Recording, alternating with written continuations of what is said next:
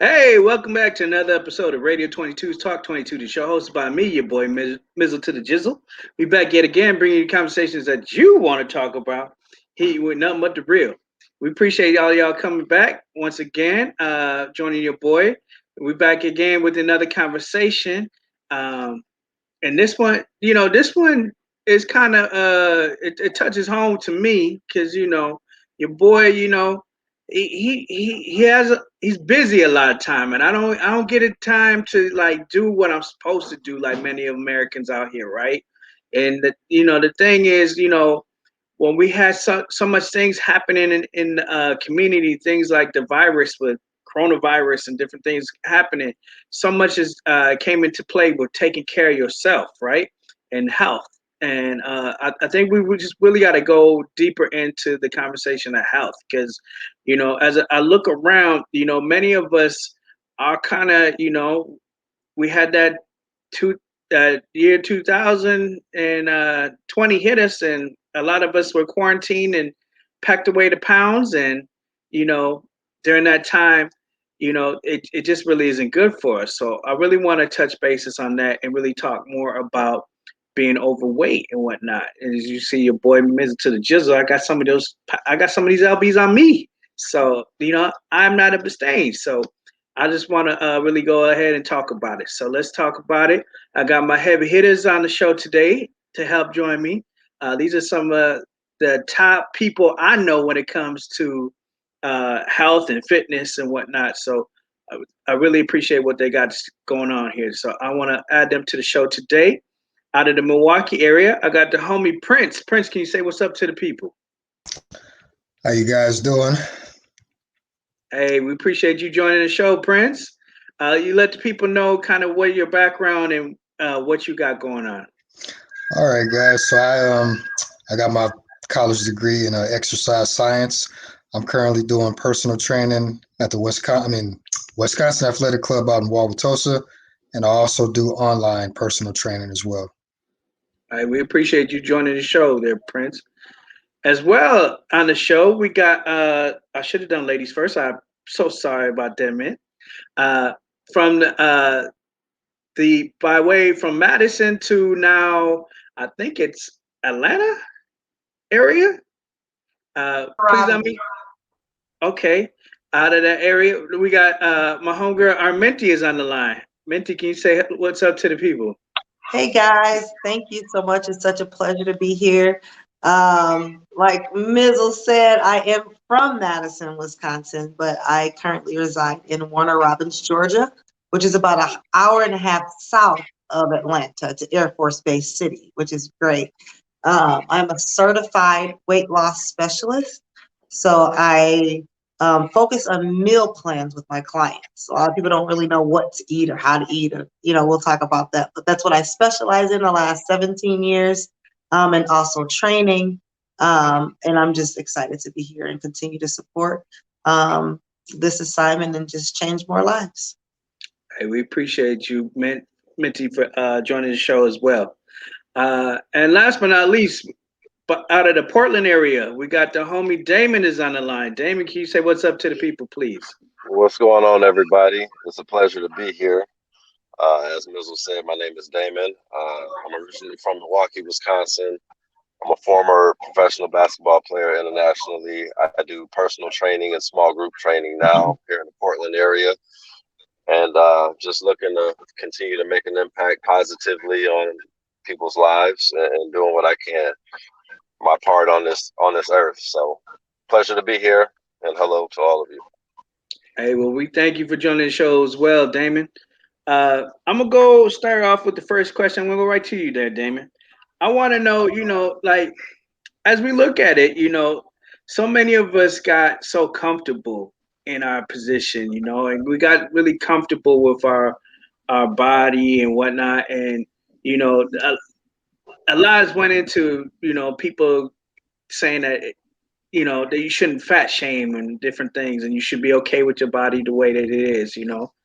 I want to know from that perspective, has the absence of body shaming made Americans more tolerant of bodies that are not in shape, in your opinion? I think that that has some truth to it. I think our society has basically, silenced, so to speak, body shaming in a way to where it's more accepted for people to accept who you are. And I think that that's a positive thing anyway. You should accept who you are and be comfortable in the skin that you're in. And there's nothing wrong with wanting to, improve your health in a better way so that, you are comfortable in your skin. But I think that we have kind of toned it down as far as body shaming to make people feel more inclusive. Mm, okay. Thank you for that, Damon. Late night host Bill Maher kind of had something to say on this topic. I want to go into that now, if I could. With my And finally, new rule at next Thursday's debate. One of the candidates has to say, the problem with our healthcare system is Americans eat shit and too much of it.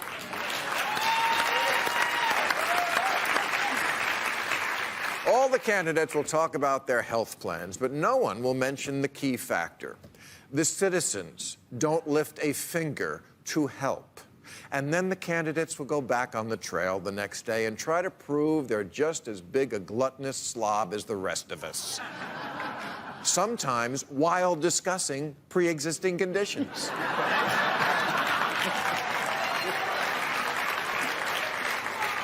But why do people have so many pre-existing conditions? Being fat isn't a birth defect. Nobody comes out of the womb needing to buy 2 seats on the airplane. Here it is in a nutshell from the New York Times. Poor diet is the leading cause of mortality in the United States.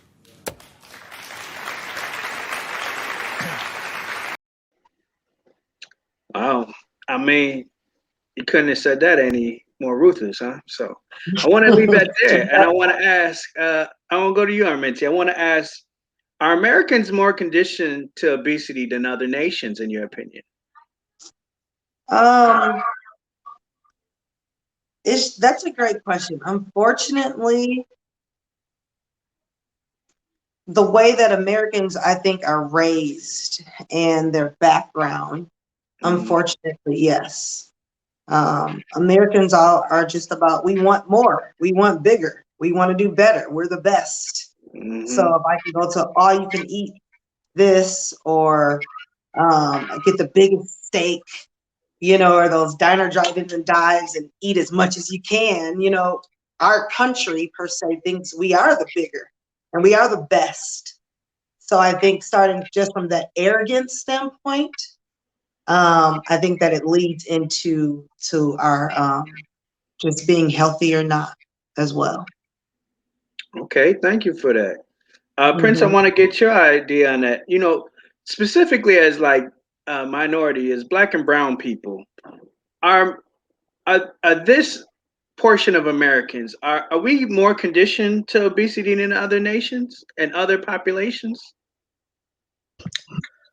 I mean, just speaking from experience, I mean, I came from fried chicken, collard greens, macaroni and cheese, mashed potatoes, and I mean, everybody that I've met that looks like me, I mean, that was the way that they was brought up too. So I'll say from that group of people that I know personally, yeah, that is true. I mean, I have met people that are like, oh, I don't eat like that. I eat strictly greens. I don't indulge in any fatty foods or that, you know, fast food or anything like that. But to bring it back, yeah, most people that look like me, look like us, have been raised like that or have been exposed to that at some point in time. So, Absolutely. Okay, Which is unfortunate. yeah. Let's talk about that. Okay, Menti, I want to go back to you. There is a convenience when it comes to the food being fast and coming quickly. A lot of us are short on time. A lot of us, we're busy on our day. We don't have time. Mom and dad these days work. And the convenience is just there and available to have something quick made. And I guess what I want to ask to you is, has the convenience of fast food restaurants overtaken Americans' desire to cook meals on the tables at home. Absolutely. I mean, we're a microwave society at this point, I think. Everybody wants everything, what they want, when they want it, right now. Mm. You know, and if people took the time, when I'm with my clients, I'm all about let's plan. Let's plan ahead. We don't unfortunately have the lifestyle. I remember sitting, I mean, I'm 40 years old. I remember sitting watching my grandma make foods, like sit down and watch her how she made her homemade peach cobbler or homemade biscuits or whatever. She clearly had a little bit more time, than, if I were married or you and your spouses, you guys are out just getting it. However, she still made time. My grandma had 8 kids. She had a husband, she had siblings herself, you know what I mean? So she had to still make the time to make dinner or to prep for her, her spouse's lunch or kids' lunches. Like, you have to make time. So generationally, is it different? Yes, because we are all out kind of doing our own thing. And like you said, Mizzle, both partners are typically out working. But what I try to teach my clients along the way, if you already know you're from 7 a.m. to 7 p.m., you're go, go, go. Okay, well, let's make a healthy crock pot meal. So when you come home after 7, you don't have to cook. Who wants to cook after a 12-hour workday? Yeah. But if we take that second to plan, I think that it can and it will work. Just like our grandparents did, like our ancestors did. They both were working. Maybe one was out of the home and one was in the home, but they were still working. But I know that they had a game plan to figure out how to feed, their children and their spouse when they come back in. That's a good point. I want to ask you, thank you for that, Minty. I want to ask you, Damon, based off of what our Minty just said there. Do you believe that's a generational thing? I mean, do we look at it like I can't even recall a time that like grandma ever made us like tacos or something quick like that, I Was mean, never clear. I believe like grandma always made something, that kind of took some time to make, It was a Yeah, true meal. Absolutely. I think that the way that everything is so accessible to us nowadays, it's easy for people to eat bad because fast food is right around the corner.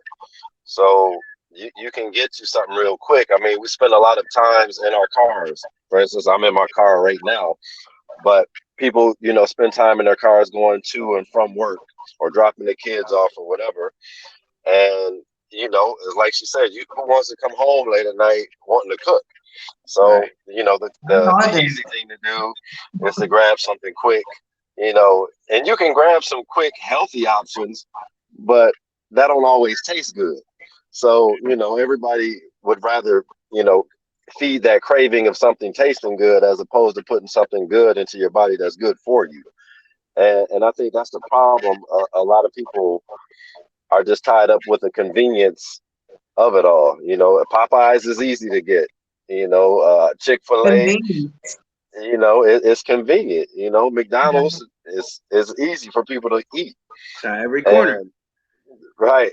So it's literally like a liquor store, in the hood. I mean, they're everywhere. Right. And that's what fast food is. So and it's about money. The money is in the fast food. So you think about everything that is bad for us, is generating money, whether that's drugs, food, whatever it might be, is generating money. I mean, you look at this COVID shit. That's generating money as well. So yes, it's convenient to eat bad, and I think that's where the problem lies. That's another Yeah. good point that Damon just spoke That upon. was Go true. Can ahead. I jump on something, Damon, when Yeah. you said just as far as financially, Mhm. I'm like, because my days go long too. So sometimes I'm like, oh, okay, let me grab a salad or something. I pull in, because I rarely do fast food, but I pull into a fast food spot, $10 for a salad. Right. You know what I mean? But when I can get a 4 for $4, fries, nuggets, a drink, and a 100%. sandwich for Right. $4. You know Right. what I mean? I'm like, so of course I believe it's a ploy out there because I think they know what can kill us. Like cancer is so much more rapid than it was in the 80s and 90s and even early 2000s. I believe it's a lot of it has to do with what we eat and what they're putting in our food. So if I do have to go out and be like, dang, I either got $5 in my budget or $10 in my budget if one is on a budget. So of course the convenience of it all, you could feed 4 or 5 people for $20, you know, Right. cheap and get 2 salads for $20. Right. You know, so unfortunately how they do monopolize on that, you know, especially for us. Right.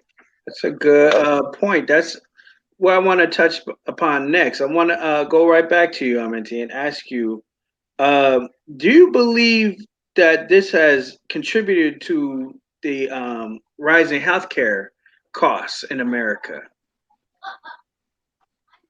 the obesity in America? Yeah, I mean, I've traveled out of the country where healthcare is free. You know what I mean? Why can't we have free healthcare?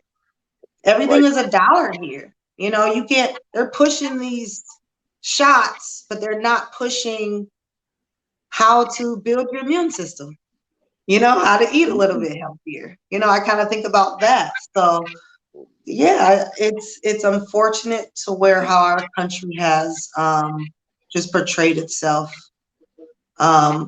Just overall when it comes to healthcare, they're monopolizing on people who are sick, you know, and can't afford. If I get something right now, I got to go to the ER.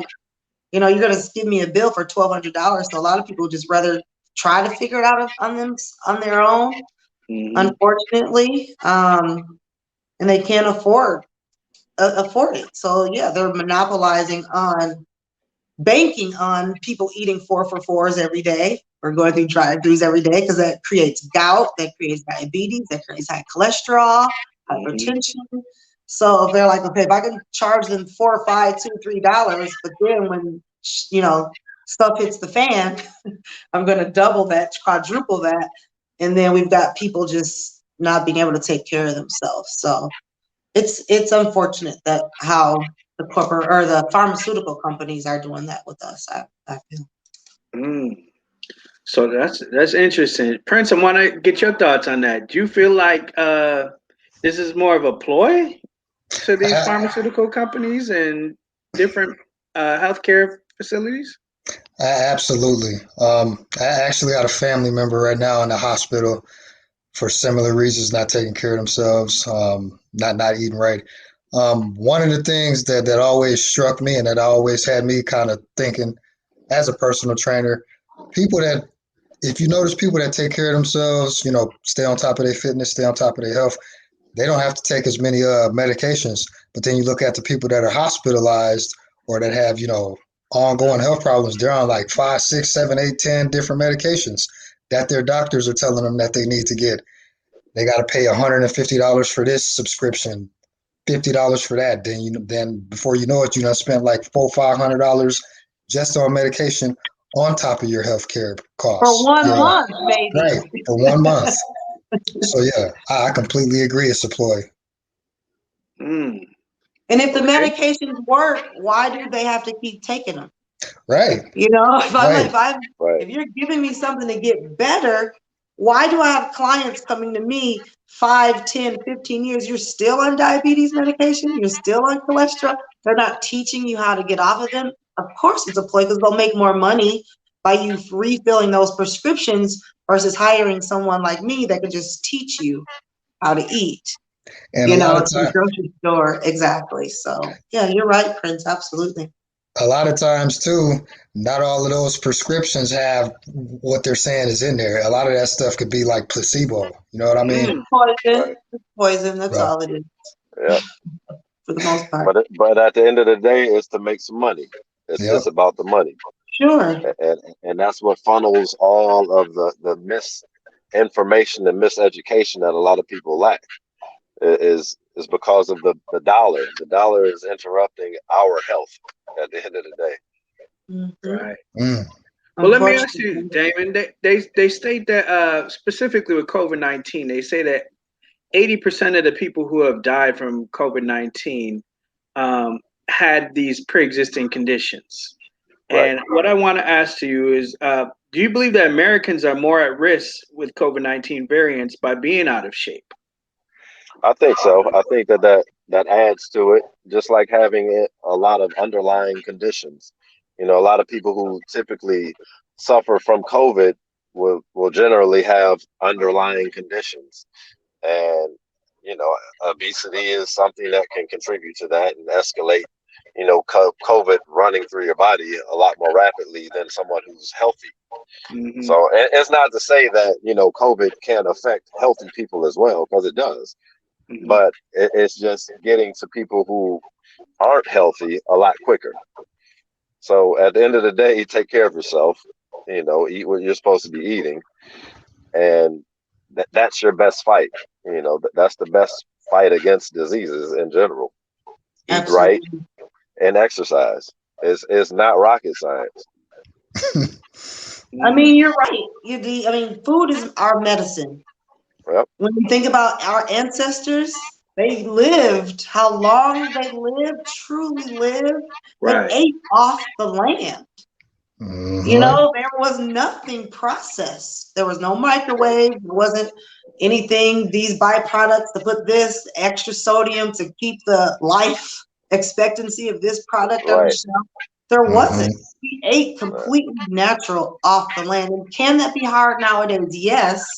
But if you don't have a plan for anything, you're going to fail, whether it's finances, whether it's a relationship, whether it's whatever. That part. Just have a game plan. And then you have to ask yourself, what I teach my clients is if I have something in black and white for you to follow and you're Right. not following it, then that's a whole nother subject. You know what I mean?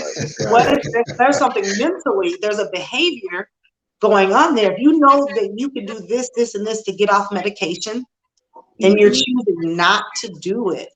Or if you Right. can go into, like I said, any other category, you can do this, this, and this to get out of debt, or this, this, and this to make your relationship better, or this, this, and you're choosing not to do it. There's a whole other behavioral issue that then I can't help you with. Right. But if you're willing mentally to jump in and say, you know what, at least I'm gonna give it a try. At least I can, you know, because those things, I mean, some of those things are, sugar is you know, you can be addicted to sugar. You can be addicted to salt, addicted to whatever, you know, but once you have that mindset, like you said, D, is in order to want to change, then, you know, we're not going to. That's a very good point, Minty. I want to go back to you, Prince, and ask you more about that. I want to know, do you think obesity has contributed to bad eating? Excuse me. Let's go back. Change the question. How do you think bad eating habits and obesity has affected the youth of America? Is the next thing I want to ask. Oh man. So, all right. I'm sure you guys have seen a lot of these new Happy Meals or McDonald meals coming from all of these celebrities. Like I think was a little Dirk or somebody got like a new Happy Meal. All of them do. Oh yeah, All of them there's do. a lot of rappers. Yep. So yeah, definitely like the Bad youth, Bunny. especially nowadays. If we thought we wanted stuff fast, ask a teenager what they want. They don't want it. They want it right away, like right as soon as they finish the sentence. I want that bag of chips soon, and they go pick it up. There's no from the kids that I see coming to the gym with their parents. I mean, for the most part, they're doing what they need to be doing. But then you go to a boys and girls club or something like that, kind of in those urban areas where you know we don't have as much as we should. Those kids are just kind of like you know kind of out there to fend for themselves, especially if they're coming from a single parent household. Then I mean, it's just like yeah, this guy's about to be Roman noodles all day long with macaroni and cheese and Kool-Aid. You know what I'm saying? Yeah. These kids need to be educated Health and wellness as well as fitness needs to be pushed just as heavy as all the other important subjects that they have in school. Because I mean, if these kids aren't going to be able to take care of themselves if they're not healthy. They're not going to be able to sustain a job if they're not healthy. You know, And it also starts in the household. right, I right. was gonna say that's good. And that's a good question, Damon. I want to ask, do you Kids are believe, sponges, so they're gonna absorb whatever a parent is teaching them or Right. doing. Hmm. Right. yeah, So absolutely. I want to ask you, Damon, do you believe that it has more to do with what's taught in the school or what's taught in the household when it comes to that? So a lot of times we look at it, even school lunches are packed with some of these extra calorie type meals, as well. I think back to when I was in school a long, long time ago. What we used to have for lunches, I mean, is pretty much death on a plate, and I think ultimately it starts at home, but it should be transitioned into the schools if the school systems are going to be feeding the youth. I mean, there needs to be a system and a plan set for all schools to have healthy options for kids. But definitely, it needs to be a point of emphasis in the household before anywhere else. But someone has to give the parents the education as well if they lack it. So it's hard when it trickles down from the top. It's hard to have that foundation of knowing what we should have for dinner tonight. Something easy and fast that tastes good that's bad for us, or something that's healthy that may not give you that same satisfaction. you know and it's not to say that healthy food doesn't taste. I enjoy healthy food. It tastes good to me. Absolutely.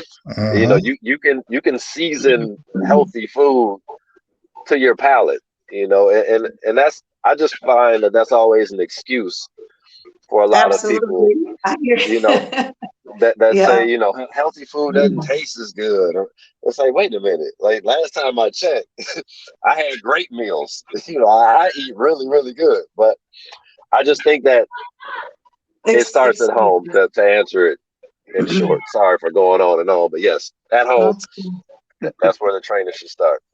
Okay, I appreciate that. Right. That's Minty, I good. want to kind of get your opinion on that. I want to know, how can we prevent future generations from living a non-healthy lifestyle? It's, I can say it could be challenging to prevent that when a lot of people's mentality is like, oh, my grandma has high blood pressure, so that means I'm going to have it. Or my mom has it. You know what I mean? Generationally, like I have clients that fill out their paperwork and they're like, these things historically run in my family. Diabetes, cholesterol, strokes, heart disease, whatever the case may be. They know that it runs in the family, so they're like, I guess if it runs in the family, I guess I'm just gonna get it too.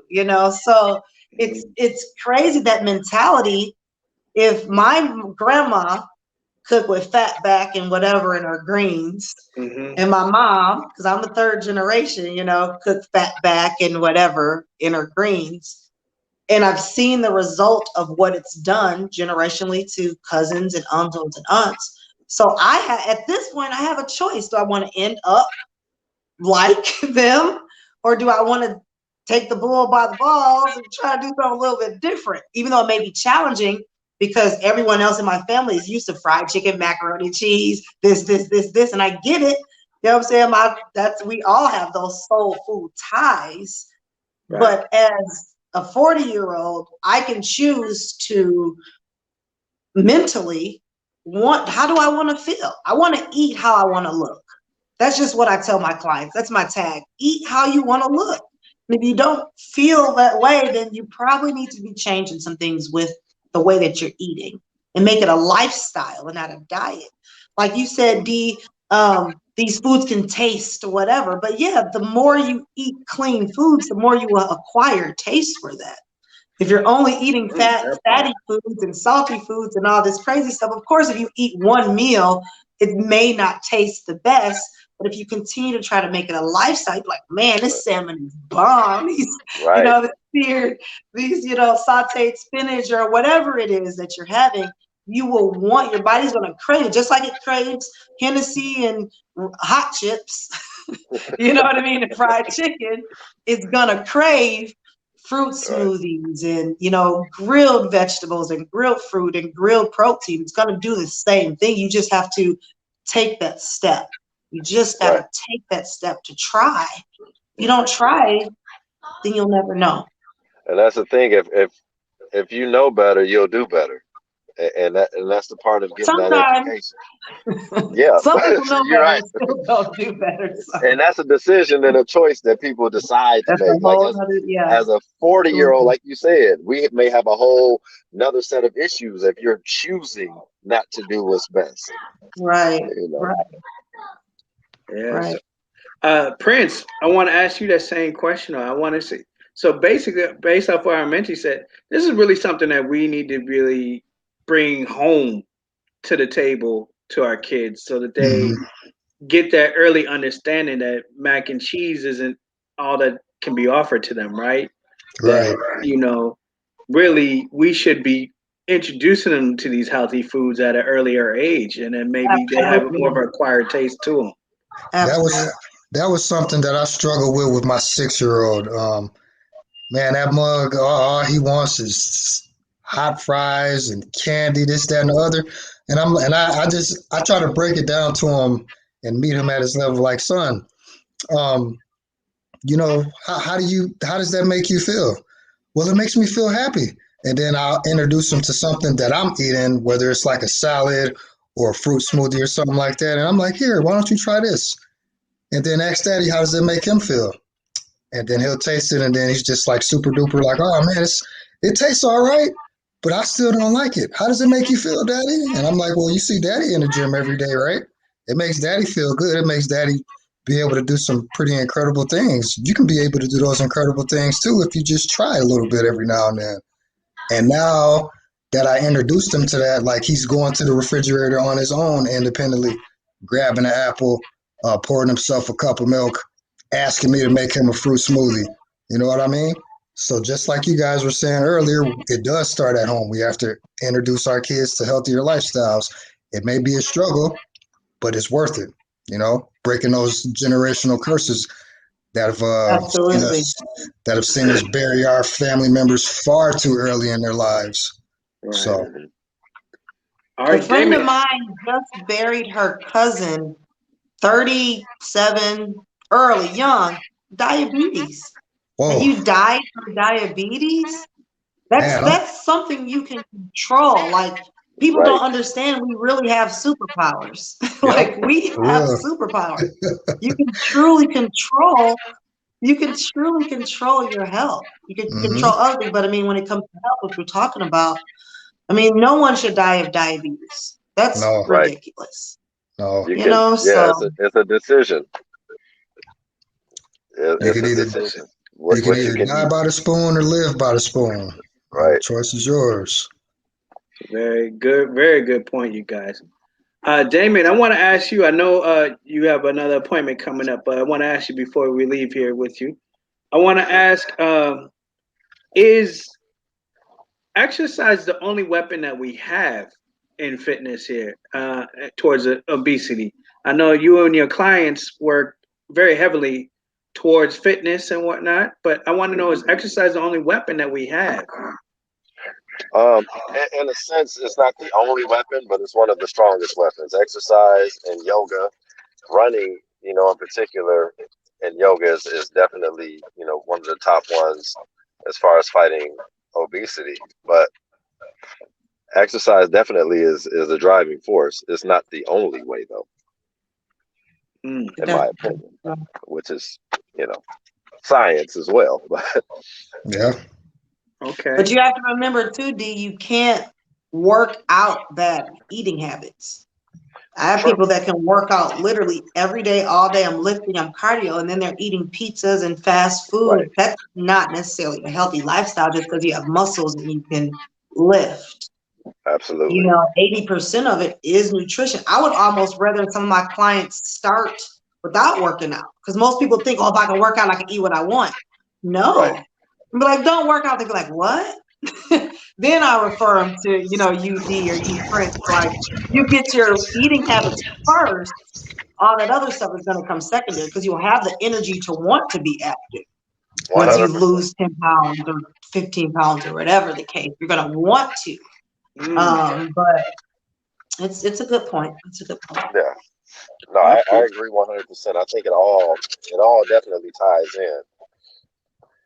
I definitely agree with what you guys are stating there. And you know, really, if you're not eating right and you're not exercising, that's two big elements to what brings on the extra weight, right? But is it really more of a mindset, or is it really having to do with just activity? I guess is what I want to know from you and Minty.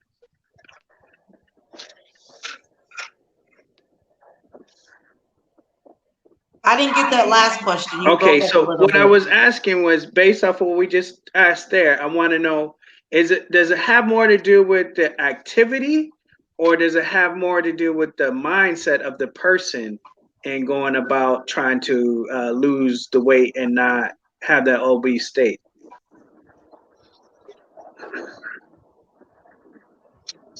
I personally believe it's a mindset, you know, because when you think about all the gyms that closed last year, if you never could work out per se, right? You know, you're still going to have to eat. So I think that that adds more value to working out. Once you're feeling better, you're going to want to move better. You know, I'm sure Prince and Dee, when they have their clients and as they continue to lose weight, their productivity with your training sessions, you know, they're better. Absolutely. You know, so, but if they're kind of just every 2 to 3 weeks gaining and losing the same 5-10 pounds over and over again, you're like, okay, well, it's clearly I'm giving you the tools to work out, but what are you eating? You know, so that has a lot to do with that as well, the nutrition aspect. It's a very good point. So yeah, well, I appreciate you guys giving us a little tidbit on you know, the importance of eating right and the importance of doing the activity. I believe it's very important. You know, part of the reason why I kind of did this podcast today is because as I was driving around in my local area in the Milwaukee area there, I was noticing as I'm driving past one of the high schools that many of the individuals are outside of the high schools letting out was on the heavier side. And I believe that, you know, it's not just myself that is maybe struggling with, you know, the thought of convenience meals and the time and the being productive and being able to do the exercise and just eating clean, like Minty was stated. So I really want us more to think about that more as a people out there. And that's part of the reason why I asked everybody to do this podcast today. So I do definitely appreciate all of you for joining us today with that. Minty, can you please let the people know where they can maybe find more about you and whatnot? Absolutely. Thank you. You all, my name again, of course, is Minty. You can follow me at getfit.withmint on Instagram. Also 14-day weight loss challenge. I do 14-day weight loss challenges for my clients so they can jumpstart their weight loss, really understand a process, having some support, some consistency on their meal planning. Get Fit with Mint, 14-day weight loss challenge on Instagram. Minty Juanita III, of course, on Facebook. But pretty much Get Fit with Mint on all platforms, getfitwithmint.net as well. Well, we appreciate you for joining the show as well, Minty. Thank you. Next, I want to put out my thanks to Damon for joining the show as well. Damon, can you let the people know where they can find you? Absolutely. It was a pleasure chatting with you all as well. And you can find me on Instagram at uplift without the I_1. That's my main social platform that I use. And like I said, it was a pleasure chatting with you all. And I hope that we've impacted our listeners, and hopefully we're doing the same with our family members. Absolutely. Thank you for that as well, Damon. And last but not least, Prince, we thank you for joining the program as well. Can you please remind the people where they can reach out and get more in touch with you? Yes, sir. It was a pleasure and a privilege to be joined by such great minds. You can find me on IG at Proper Boy Faith and Fitness. Fitness motivation on there, workout ideas. Um, Kind of piggybacking off of what Damon said, it was an honor and a privilege to be here. Hopefully, we gave you guys some good information. Well, once again, I thank all of you for joining the program. There's definitely important parts to each one of your uh, entities of what you do in health, and I believe that together you can really help the people. And I do appreciate you joining the program today. Thank you all that tuned in today as well, and I appreciate you once again. I'm your boy Mizzle to the Jizzle. You're listening to Radio 22's Talk 22. Until next time, y'all. Peace. Peace. Pleasure, y'all. Y'all have a great night. Have a good night, guys. Thank you. Good night. All right.